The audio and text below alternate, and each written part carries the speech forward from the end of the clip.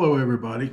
During our announcement, our introduction video, we talked about how arduous the documentation and the procedures we were going to have to go through in order to make this move to France. We've come up with a checklist, maybe not all inclusive, but as far as what we know today, things that we have to have in order to apply for our visa. This list is not in chronological order, but it's pretty close. First thing we need are birth certificates. These need to be apostilled. What that means is we have to send them back to the Secretary of State for the state in which we were born, and they will certify that those birth certificates are true state documents. Sometimes the documents are requested to be apostilled after we get into France. Doing it from over there will be a little bit difficult and very, very time consuming. So it's better to go ahead and have these done now. Including in the apostle is any marriage licenses that you might have, and in our case we do. Ours, incidentally, is from Jamaica. Any divorce documents that you may have that includes a name change. This is a requirement for Jan, not for me. I was lucky enough to keep my name through all my divorce. She thinks that's funny. We have to have our original passports and copies of all stamped pages in those passports. Luckily, we have a renewal passport that only has one stamp. Our previous passport required extra pages, so we would be actually copying a book. We need to have 2 additional passport photos. Now, these are not what we call a passport photo. They are specific sizes. We also need to have 3 months worth of bank statements.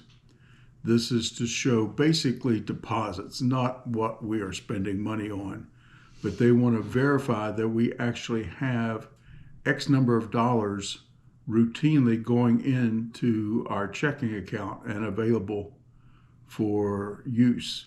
They have a requirement that we must be able to provide for ourselves once we land, equivalent to their minimum wage, which is approximately 1,800 euros or almost $2,000 a month per person. To support these deposits, we have to have letters documenting all of our income.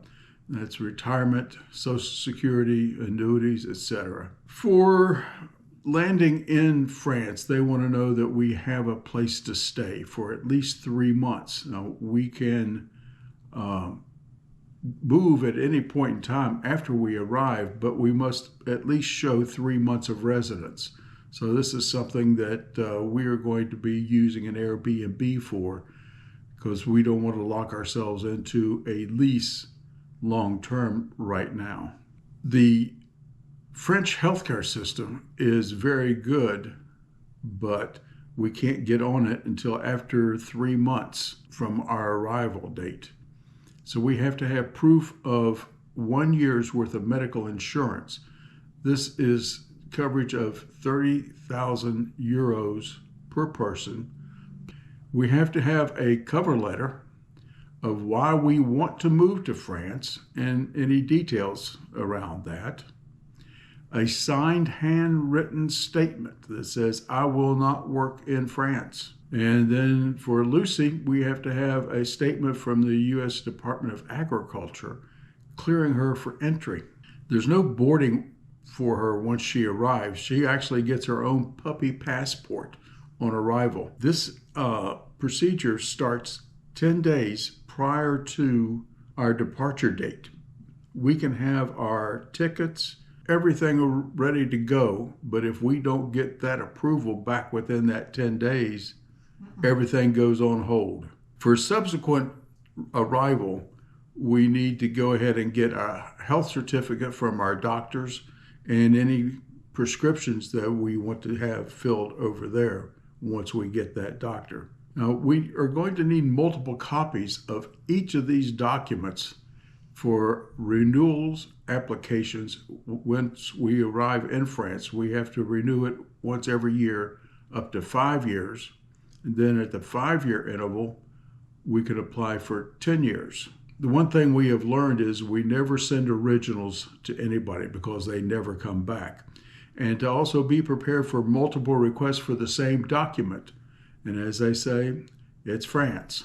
Before we go, we have to have certain things accomplished. As we said before, we have to sell the house. Nothing happens until we are under contract. And we have no idea when that may occur or how long it's going to take.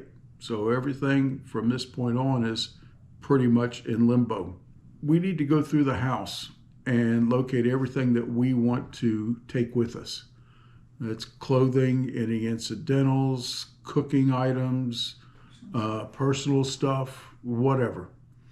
Get it boxed and have it ready to be shipped to France. Now, there's 2 ways of doing this, and we're going to be using both. To fly to France, we're going to be using just carry-on baggage. We're going to use a company called My Baggage that will pick up at the house and have it flown over and delivered straight to our house.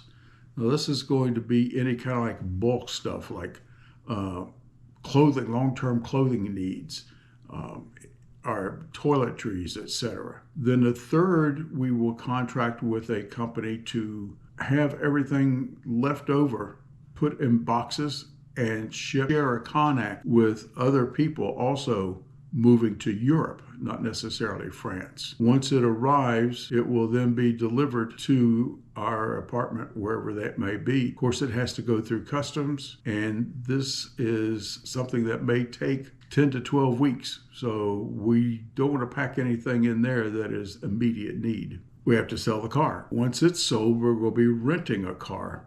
And then we will be turning it in to get a different rental car to drive to the airport in Charlotte. We will be hiring a company to come in and sell all the contents of what's left over in the house. Doing that, we're going to have to find a local furnished apartment. As you can see, that alone, all of that is going to be just unbelievable. We complete our visa application online and make an appointment with the French consulate in Atlanta. That's where we're going to take all these documents that we have prepared and present them to the consulate. They will look at them. They don't get the approval. That is done at the French embassy in Washington, D.C. And hopefully we get back within a few days an approved visa that will be included into our passports. We're going to have to get an international driver's license. This is primarily to rent a car over there and drive if necessary. We're going to have to set up a U.S. mailbox in Florida. It will receive tax statements, bank statements, whatever will be coming to us locally. When I say locally, I'm talking about in the States. They will photograph it and show it to us online, and we will tell them whether to forward it to us or not. Probably 99% of it will go into the trash. We need to find a Airbnb in Reims for 3 months, and that's again required for the visa upon our arrival. We're not going to be staying there for very long because we're going to be hunting apartments, pay off our cell phones, get them unlocked, get eSIM cards for them so that we have a phone number in France. We will download Google Voice in order to receive U.S. phone calls or make phone calls back here. But we're definitely going to need a phone over there. Download French translators, Google, etc. There's several out there that you can put on your phone to translate. Looking also at maybe some of these earbuds that have translation, not necessarily getting good reports on them, but we can check it out. We will be getting a French driver's license. They have a reciprocal agreement with some states in the U.S. where we just exchange it. If you're not reciprocal, you have to take the French written and driving test, and it's all in French. Good luck on that. In order to do this too, we need to get our driving records from the states that we currently have driver's license for. Have Lucy approved by USDA vet, and she has to get a new rabies shot even though she just recently had one. This all has to be documented so that she can get that puppy passport. We need to set up an intermediate bank for fund transfers and for conversions to euros, and the list goes on. Once we arrive in Reims, these are in chronological order. First thing we need to do is find the closest cafe and have croissants and champagne. Now, that sounds like a plan. Find our local marché, which is their supermarkets. Open a bank account. Set up automatic deposit for our Social Security checks. And then come back to the States to have our Medicare deduction deleted. We're going to have to notify France online of our arrival to initiate our residency and find a doctor and a vet. That's why we needed all those medical records. Look for a permanent residence, whether it's furnished or unfurnished apartment. We're not planning on buying a house over there. It's just too difficult. Plus, we can't get a mortgage. We're too old. One thing we definitely need to do is learn to speak fluent French. So we're going to have to find a school or a teacher for French lessons over and above what we have with Duolingo, Babbel.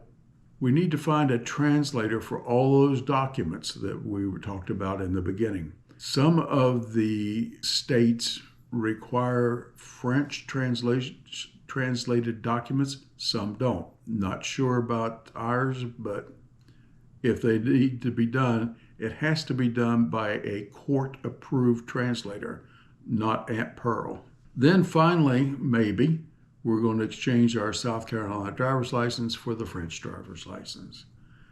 A very detailed and very time-consuming process for us to make this trip.